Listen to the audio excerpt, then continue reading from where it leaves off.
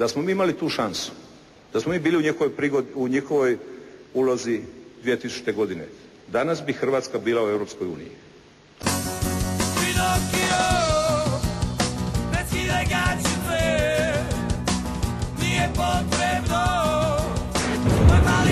Ovu jamstvenu karticu smo podijelili u više od 1.200.000 primjeraka.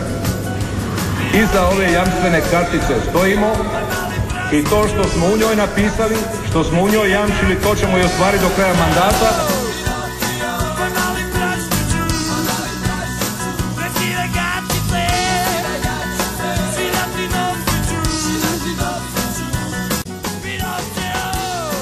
Hrvatska je pokrenuta, zaustaviti se neće.